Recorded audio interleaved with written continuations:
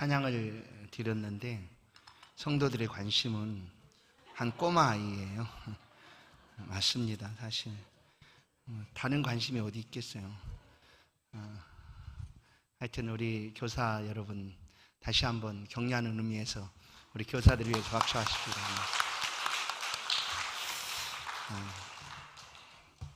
우리 옆 사람과 인사 나누십시다. 하나님 당신을 사랑하십니다. 소녀를 살리신 예수님. 우리 로이의 별명이 있다고 그러더라고요. 별명이 뭐냐면 김집사예요. 김집사.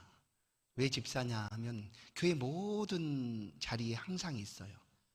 집사 직분을 맡은 사람이 언제나 그러잖아요. 교회에 하는 일이 있으면 언제나 그 자리에 있어요. 그 집사님들이잖아요.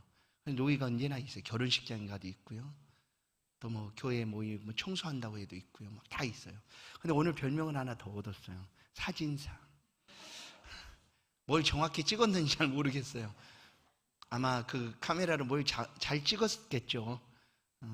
그러나 그 폼이 아주 사진사예요. 보셨죠? 한 자리 있으면 안 찍어요. 옮겨 다니고 찍고, 앞으로 와서 찍고, 뒤로 가서도 찍고, 그리고 전체로도 찍고, 또 사람들도 또 찍고. 이 감이 있어요, 보니까. 그래서 이제 사진사, 김집사, 김사진사. 아주 우리가 사실 교회 안에서 성도들이 참 기도하고 애를 쓰고 또 협력하고 섬겨주는 것은 우리야 이제 나이를 든 여기 계신 우리 성도님들이야 이제 앞으로 하나님 앞에 갈 날이 더 가까우니까. 그런데 바로 그 로이 같은 우리 어린 아이들이 우리가 그토록 섬겨왔더니 교회 안에 가득하기를 원하는 것 아니겠어요? 믿습니까? 그렇죠. 그런데 그 일을 잘 감당하는 사람들이 바로 교사들입니다. 오늘 교사 헌신 예배를 드리는 선생님들 또 섬겨주는 우리 모든 교사들에게 다시 한번 주의 이름으로 축복합니다. 하나님이 교회를 세우신 이유는 그리스도의 몸을 세워가기 위함입니다. 믿는 사람 한 사람 한 사람이 모두 다 그리스도의 몸으로 하나 되어서 건강한 몸을 가지고 세상 속에 하나님의 영광을 또 하나님의 아름다움을 하나님의 은혜들을 나눠 가도록 교회를 세워주시죠. 그래서 그 교회 안에 건강한 예수 그리스도의 몸을 위하여 주신 직분들이 많이 있습니다. 그 직분 중에 하나도 교사의 직분이 포함되죠. 에베소 4장을 보면 어떤 사람은 사도로, 어떤 사람은 선지자로, 어떤 사람은 복음 전하는 자로, 어떤 사람은 목사와 교사로 삼으셨으니 이런 성도를 온전하게 하여 봉사일을 하게 하며 그리스도의 몸을 세우려 하심이라. 아멘. 모든 직분은 교회 안에 주신 직분은 그 직분이 어떠하든지 바로 그리스도의 몸을 세우기 위한 직분입니다. 근데 특별히 우리가 바라고 소망하는 것처럼 우리 교회 안에 우리뿐 아니라 우리 자녀들이 그리고 우리의 다음 세대들이 하나님의 교회에서 건강하게 하나님을 잘 섬겨가는 것을 우리가 소망하는 것, 바로 그 일을 감당하는 우리 모든 교사 여러분. 교사는 누구나 교사로 섬길 수가 있습니다. 그러나 이런 말이 있잖아요. 아무나 할 수 없는 것이 교사다. 누구나 할 수 있어요. 그러나 아무나 하지 못해요. 왜냐하면 참 어렵거든요. 참 힘들거든요. 그런데도 하나님이 주신 직분으로 사명으로 알고 열심히 섬겨주신 모든 교사 여러분 감사드리고 다시 한번 주의 은혜가 있기를 축원합니다. 오늘 말씀을 잠깐 보겠습니다. 오늘 말씀은 예수님께서 한 소녀에게 예수님의 모든 시간, 모든 수고들을 다 쏟아붓고 있는 모습입니다. 한 소녀. 우리가 봤던 어린아이, 로이처럼 어린아이 12살밖에 되지 않은 이 한 소녀입니다. 이 한 소녀가 병이 들었습니다. 그래 아버지가 야이로라는 아버지가 예수님을 찾아왔어요. 예수님, 내 딸이 병들었는데 와서 좀 고쳐주세요. 예수님께서 그 어린 딸을 고쳐주시고자 같이 가는 길에 우리가 지난 주일에 함께 보았던 12해 동안 혈류병 병이 멈추지 않았던 한 여인이 예수님께 나와서 예수님을 만짐으로 그의 모든 병이 고침을 받았다 하는 그런 내용을 우리가 들었습니다. 이 12살 먹은 소녀를 고치러 가기 위하여 가는 길에 이 12의 혈류증을 앓았던 여인을 고쳐주셨습니다. 이 여인이 행한 모든 것들은 사실 믿음이었습니다. 그 믿음으로 예수님께 나왔고 믿음으로 손을 뻗어서 예수님을 만졌고 바로 믿음으로 행한 그 일을 예수님께서 축복하시고 병을 고쳐주셨다. 그리고 이제 예수님이 본래 야이로의 딸에게 가기를 원하셨으니까 가는 길에 가고 있는데 야이로의 집에서 한 사람이 아버지 야이로에게 와서 얘기합니다. 뭐 큰 소리로 얘기했겠어요. 그냥 예수님 뒤에 이렇게 같이 따라오고 있는 야이로에게 가서 살짝이 이보게 당신 딸 죽었네 이렇게 얘기하는 거예요. 당신 딸 죽었어. 그러니 예수님 그렇게 힘들게 하지 말고 얼른 가세요 이런 거예요. 그러니 이 소식을 들은 이 야이로 아버지가 어떠했을까? 죽었다는, 지금 병이 들어서 예수님이 가시면 고쳐줄 것이다 라고 여기고 다행히 예수님이 들어주셔서 지금 가고 있는 동안에 집에서 사람이 달려와서 당신 딸 죽었으니 더 이상 예수님을 괴롭히지 마시게 그냥 얼른 딸 장례 치르러 가자라고 얘기하는 거예요. 그것을 예수님이 아셨어요. 왜냐하면 이 아버지 야이로가 그 이야기를 듣고 어찌할 줄을 모르는 거죠. 뭘 어떻게 해야 될지 모르는 상황이에요. 그래 그 사람들 말처럼 예수님을 멈추고 예수님 내 딸이 죽었으니까 이제 됐습니다. 제가 얼른 집에 가서 장사 지낼게요. 할 수도 없고 그러고 있는 상황에 예수님이 아셨다라는 거예요. 예수님 들으셨어요. 사람이 와서 딸이 죽었다라는 이야기하는 것을 예수님이 들으셨다. 성도 여러분, 우리가 예수를 믿고 섬긴다라는 것은 예수님께서 우리 가운데 어떤 분이신가를 우리가 믿기 때문에 예수님 앞에 나오는 것이죠. 예수님 아시는 분입니다. 아시는 분이세요. 들으시는 분이세요. 우리의 간절한 간구도 우리의 마음의 생각도 우리가 애통해하고 아파하는 것도 예수님은 아시세요. 다 듣고 계신다라는 거예요. 그래서 우리가 예수님 앞에 나오는 거죠. 예수님께서 우리의 모든 어려움들을 예수님께서 해결해 주실 것이다 라고 믿고 믿음으로 주 앞에 나오는 것이죠. 야이로는 예수님께 차마 말을 못 꺼냈는지 모르는데 어찌할 줄 몰라 하는 그 모습을 예수님이 아시고 먼저 말을 꺼내는 거예요. 여러분, 때로는 우리가 너무나 아파서 그렇게 말하잖아요. 기도할 힘조차 없다. 맞습니다. 너무나 기가 막히면 잘 기도도 못해요. 아, 왜 믿음 있는 사람은 기도를 못해? 아니, 안 돼요, 기도가. 너무나 기가 막혀서. 그럴 때 예수님이 너 왜 기도 안 하고 있느냐? 책망하시는 것이 아니에요. 예수님이 먼저 말씀하시는 거죠.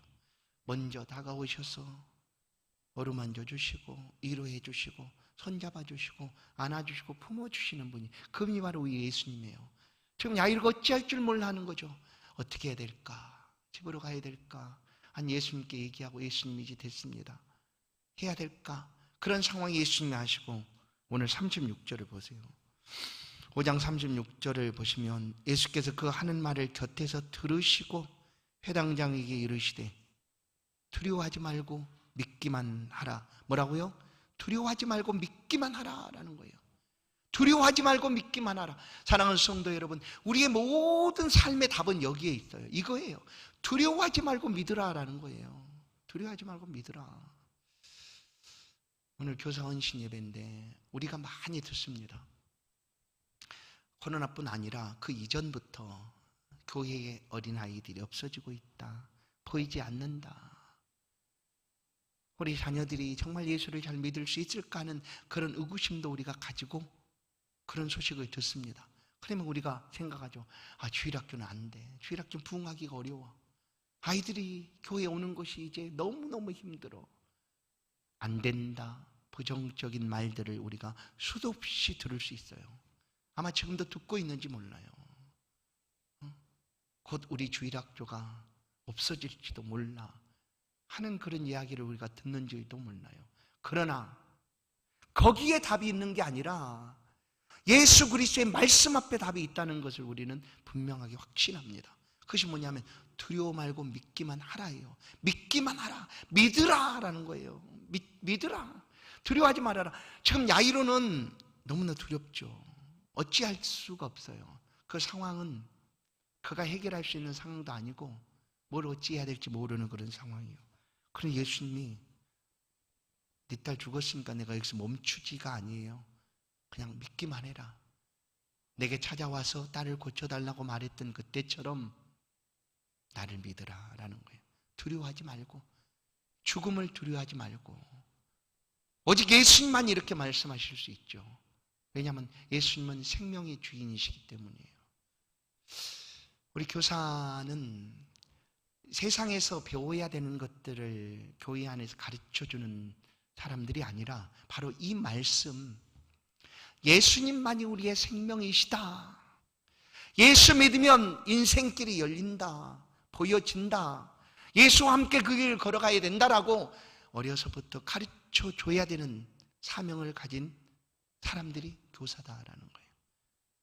세상의 방법으로 가르치는 것이 아니라 하나님의 말씀으로 가르치고 또 양육하는 사람이 교사입니다. 그러니 우리 교사 여러분, 어렵고 힘들다고 말해도, 우리 주일학교가 왜 이렇게 어렵지라고 말해도 믿으십시오. 두려워 말고 믿기만 하십시오. 그러면 주님께서 우리의 길을 인도해 주실 줄로 믿습니다. 말씀을 붙잡고 살아가는 것이 우리의 삶의 능력이죠. 다른 것이 아니라 예수님의 말씀을 붙들고 살아가는 것이 우리의 삶의 능력입니다.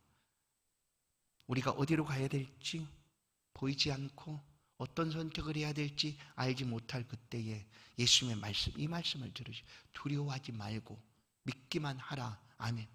예수님의 말씀을 그냥 믿으십시오.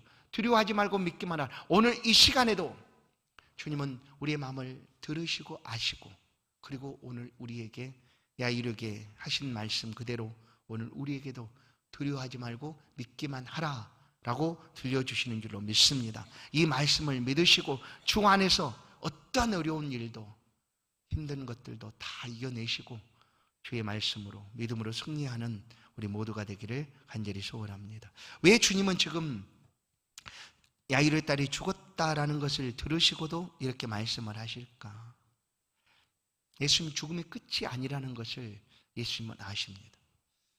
그래서 이제 예수님 복음서 안에 기록된 대로 공생의 기간 동안 예수님은 죽은 사람들을 살려내셨죠. 오늘 야이르 딸도, 그리고 나인성 과부의 아들도, 우리 베다니에 살고 있는 나사로도 예수님은 살려내셨어요. 살려내신 거예요. 죽었다고 말하는 그때에 예수님은 그들을 살려내셨어요. 그런데 이 시간들도 방금 죽었습니다 하는 야이르 딸이죠. 그리고 이제 죽은 다음에 장사행렬, 장례행렬 동안에 나인성을 나오고 들어가는 그 자리에서, 그 길에서 살려내십니다. 또한 죽은 지 사흘이 아니에요. 나흘입니다. 나흘. 죽은 지 4일이나 된 나사로, 예수님은 그를 살려내십니다. 이것은 예수님께서 직접 십자가에서 자신이 죽으셨으나 이것이 끝이 아니다라는 것을 우리 가운데 보여주시고 부활하신과 같은 그런 놀라운 은혜죠. 예수님에게는 죽음의 끝이 아니에요.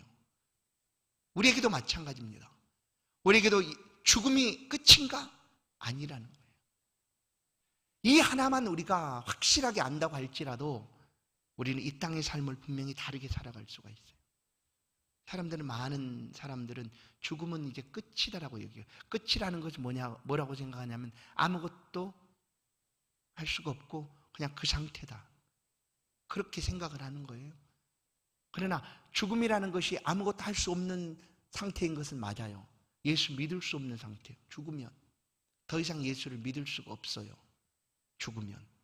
그래서 죽기 전에 살아있는 동안에 예수를 믿는 것이 가장 큰 복이고요. 그러나 죽음 이후에 끝이 아니라라는 것은 죽음으로 끝나는 것이 아니고 또 다른 너무너무 엄청나게 많은 비교할 수 없는 많은 시간들을 살아가야 될 그런 시간이 죽음 이후에 이어져 가고 있다라는 거예요. 영원이라고 얘기해요. 영원.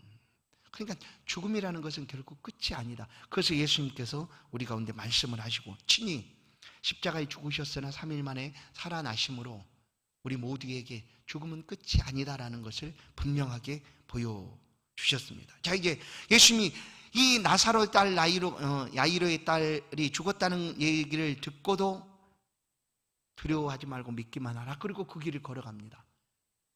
이제 야이로의 집에 도착을 했어요. 도착해 보니 기가 막히죠. 그냥 아버지 야이로를 본 모여있는 사람들이 얼마나 통곡을 했을까요? 심히 울며 통곡을 합니다. 38절, 회당장의 집에 함께 가서 떠드는 것과 사람들이 울며 심히 통곡함을 보셨어요. 그들은 직접 야이로의 딸이 죽었다라는 것을 직접 그들의 눈으로 보았죠. 딸이 아프고 있는 상황에 아버지는 예수님께 가고 동네 사람들은 함께 모여서 이 아픈 딸을 위해서 그들이 할 수 있는 모든 방법을 동원해서 기도도 했을 것이고 또 손을 잡아서 어떤 치료 방법들이 했을 거 아니에요. 그런데 죽었어요. 그들이 보는 앞에서 그 딸이 죽었어요. 죽은 게 확실하죠. 그래서 애통해하며 웁니다. 이 어린 딸이 죽다니, 아직 12살밖에 되지 않았는데 하고 너무나 안타까운 마음으로 그 죽은 딸 야이로의 딸을 위하여 울고 슬퍼하고 애통해합니다. 바로 그 순간 예수님 그 집에 들어오셨어요. 그런데 예수님께서 그 사람들이 울며 애통해하는 그 자리에서 이렇게 말하는 거예요. 죽은 것이 아니라 잔다라고 얘기하는 거예요. 잔다. 그러니까 그들이 알고 있는 사실을 예수님이 부정하는 것 아니에요. 근데 눈으로 봤다니까요. 죽었다라는 거죠. 그러나 예수님 이 말씀은 죽음이 끝이 아니다라는 것을 또 얘기하고 있는 거예요. 죽음은 끝이 아니다. 죽었음으로 인하여 이렇게 애통해하고 슬퍼하고 아파하지만 그 죽음이라는 것이 끝이 아니다라는 것을 우리 가운데 말씀하고 있는 거예요. 아니다, 잔다. 그래서 성경은 예수 믿는 사람들도 똑같이 죽지만 그 죽음을 이렇게 표현해 주는 거예요. 잔다. 왜냐하면 다시 깨어날 때가 있으니까. 여러분, 잔다라는 것과 죽음은 완전히 다르지 않습니까? 외형적으로 모양은 똑같아요. 죽은 것과 자는 것과 똑같아요. 그냥 이렇게 보면 똑같잖아요. 잠들어 있을 때 보면 딱 어느 순간 저 사람 죽은 거 아니야? 그래서 순간적으로 그런 느낌이 받을 때 여러분 어떻게 하십니까? 코 밑으로 손을 딱 대보죠. 코 밑에 손을 딱 대봐요. 죽은 것 같았는데 숨이 들숨 날숨이 나왔다 들어갔다 하는구나. 그럼 살아있네. 그런 거예요. 죽음의 모습과 자는 모습이 똑같아요. 그런데 예수님은 예수 믿는 사람이 죽음까지도 그것이 잔다라고 표현하는 거예요. 왜냐하면 깨어날 때가 있기 때문에. 호련히 천사장의 나팔이 울려나면 잠자던 자들이 무덤문을 열고 일어나고 살아있던 사람들은 하늘로 공중으로 올리워져서 재림하고 계시는 예수 그리스도와 함께 이 땅에서 다시금 만나는 그날이 다가온다라는 거예요. 그래서 예수님은 잔다라고 표현을 합니다. 근데 이 잔다라는 것을 분명하게 확실하게 우리 가운데 보여주시기 위하여 이 야이로의 딸을 살려내십니다. 예수님이 잔다라고 말했을 때 거기 있는 사람들은 아마 예수님의 말씀을 듣지를 않았어요. 왜냐하면 그게 진실임에도 예수님의 말씀을 듣지를 않았어요. 여러분 잘 보세요. 우리가 살아가는 동안 이와 같은 선택은 언제나 해야 되는 상황이 다가옵니다. 뭐예요? 내가 눈으로 본 것이죠. 이 딸은 죽었어요. 근데 예수님은 말씀하기를 안 죽었다라고 얘기하는 거예요. 그럼 그 순간에 내가 선택을 하는데 믿음으로 선택하면 예수 그리스도의 말씀을 따를 것이고, 그렇죠? 그럼 어떻게 해요? 이 아이는 자는 거다라고 믿음으로 받아들이는 거예요. 그러나 사실 그렇게 하기 너무나 어려운 거죠. 왜냐하면 죽었다고 내 눈으로 직접 봤는데 이 죽은 것을 예수님이 부인하고 살았다고 말하는 것을 내가 그것을 받아들이는 것이 쉬운가? 어렵죠. 믿음은 쉽다고 말하지만 이런 것들이 어려운 거예요, 사실. 그래서 믿음이 어려운 거예요. 내가 온전히 예수를 믿고 살아간다는 것은 이래서 어려운 거죠. 그냥 나 예수 믿어. 그런 거 쉽죠. 그런데 이런 순간 매일매일 삶을 살아가면서 믿음으로 선택해야 되는 그때에 내 삶의 상황은 전혀 그렇지 않은데 주님은 오늘 말씀 두려워 말면 믿기만 해라. 걱정 없다. 염려하지 말아라. 내가 해결할 거야. 라고 하는 그 주님의 말씀을 내가 믿으면 답이 있는데 그렇게 믿기가 참 어렵다라는 거예요. 그래서 믿음이 어렵다라고 얘기하는 거예요. 그러면 그런 자리에 우리가 온전히 설 수 있기 위해서 끊임없이 하나님의 말씀과 가까이 하고 하나님과 교제함을 놓치지 말아야 되고 성령의 도우심을 매일의 삶에서 구해야 되는 거예요.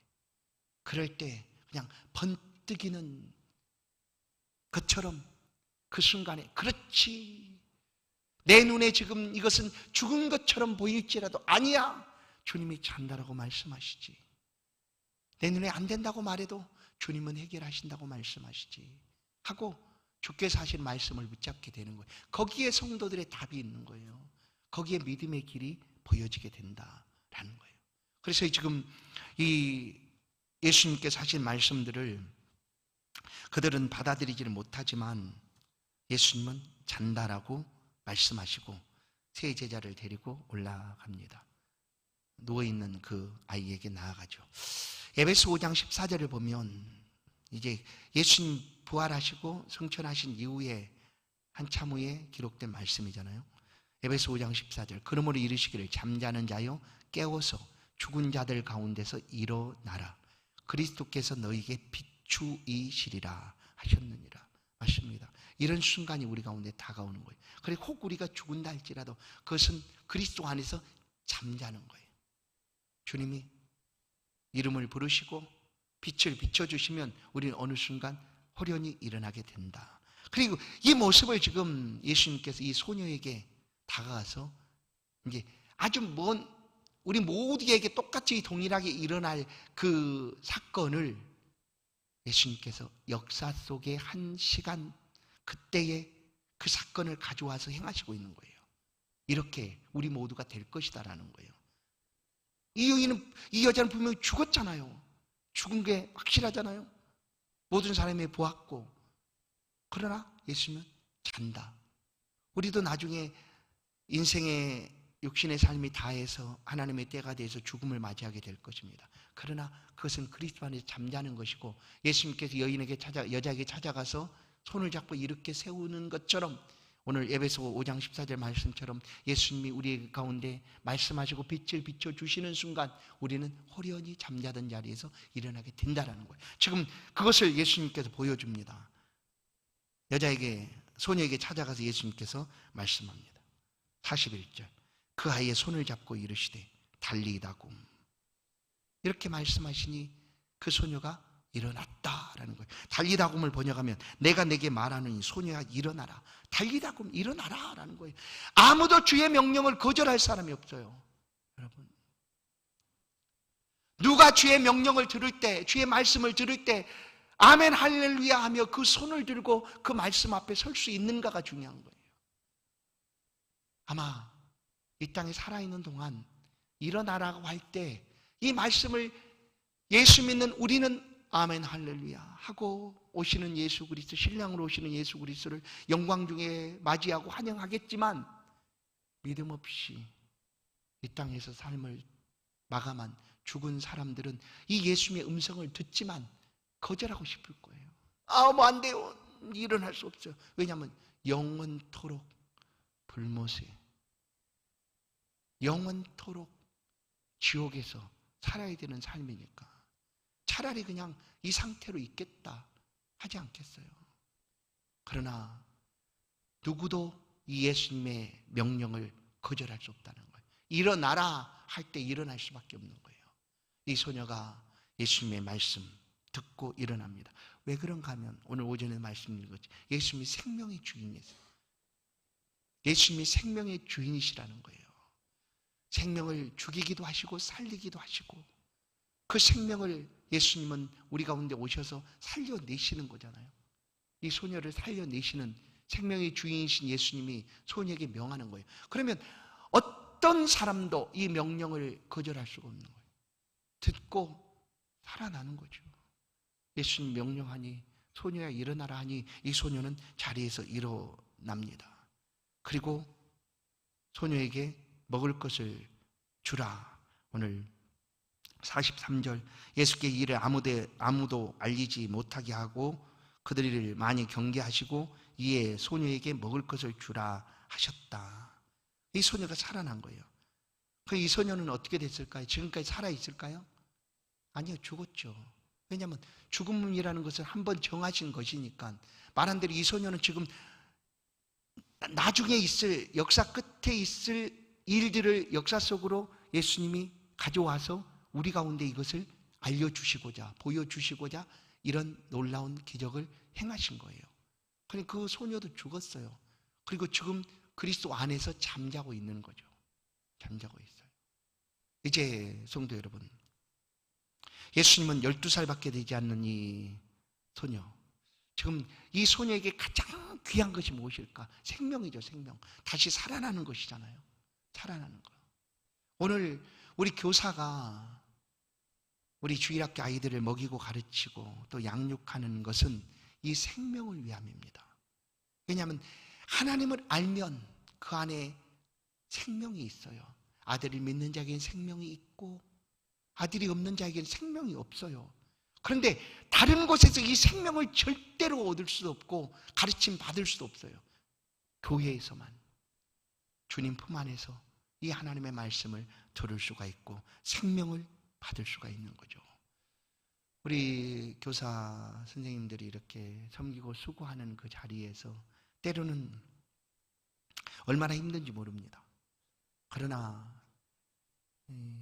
주일학교 교사분들은 반 아이들, 학생들을 양육하는 일에 애를 쓰고 수고합니다. 예를 들면 부모가 자녀를 양육할 때 어떻게 합니까? 좋은 음식을 주려고 하잖아요. 영양가 있는 그런 음식을 주려고 하듯 우리 교사들도 우리 아이에게, 우리 학생들에게 이 좋은 음식, 양식을 주고자 애를 씁니다. 그게 뭘까요? 아이들에게 가장 좋은 양식은 하나님의 말씀과 기도입니다. 기도.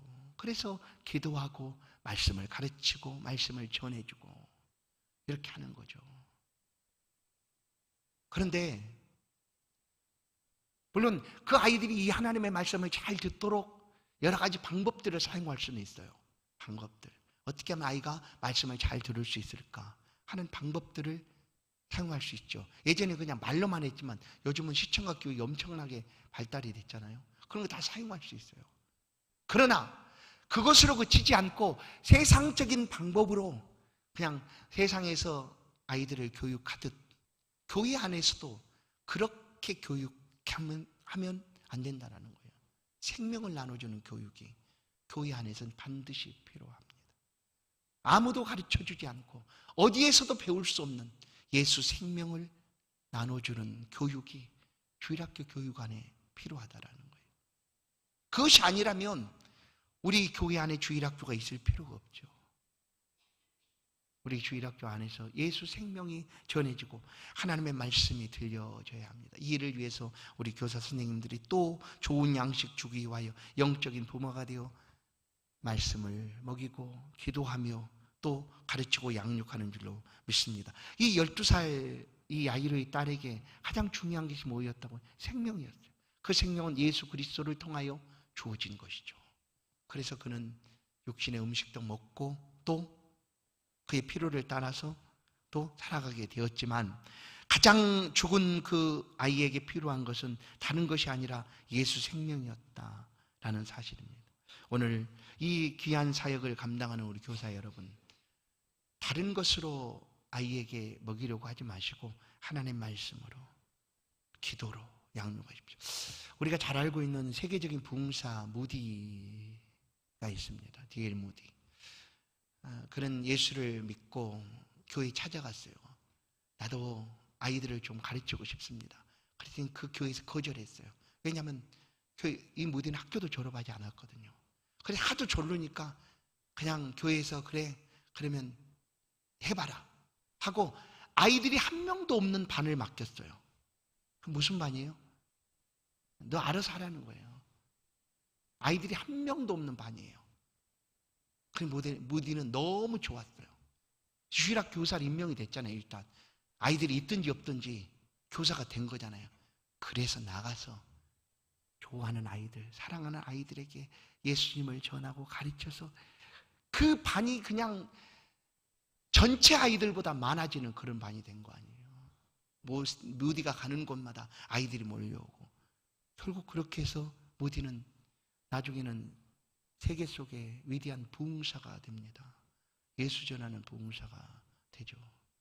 안 된다고 말하는 그 순간 이 무디는 예수님을 사랑하는 마음으로 아이들을 사랑하고 그들에게 하나님의 말씀을 가르쳤어요. 여러분, 우리가 말씀을 가르치는데 무슨 조건, 무슨 자격이 필요하겠어요? 내가 믿는 그 예수 그리스도를 나처럼 헌신하고 섬기는 자녀들로 양육하기 위해서 기도하고 말씀으로 수고하고 애쓰는 우리 선생님들, 이 말씀을 붙잡고 믿으십시오. 두려워하지 말고 믿기만 하십시오. 여러분이 믿는 그 믿음 안에서 여러분에게 맡겨주신 그 자녀들은 믿음으로 잘 양육되어져서 우리 교회 기둥 같은 일꾼이 되고 하나님 나라의 충성스러운 일꾼이 될 줄로 믿습니다. 오늘 헌신하여 예배하는 우리 임마누엘교회 모든 선생님 여러분, 사실 좀 부족함이 많습니다. 우리가 애를 쓰고 수고하고 애쓰는데 교회가 우리 교사들을 위해 선생님들을 위해서 할 수 있는 모든 것들을 앞으로도 돕고 섬기도록 하겠습니다. 우리가 해마다 5월이 되면은 많은 날들이 있지 않습니까? 사실 스승의 날도 있어요. 그런데 요즘 사회적으로 그 스승의 날이라는 날 학교를 안 가게 하잖아요. 왜냐면 하도 뭔가 막 하다 보니까 그래서 그런지 교회 안에서도 아무도 관심을 두지 않아요. 아무도. 너무 죄송했어요. 너무 미안했어요. 정말로 아무도 관심 두지 않는 그 일들을,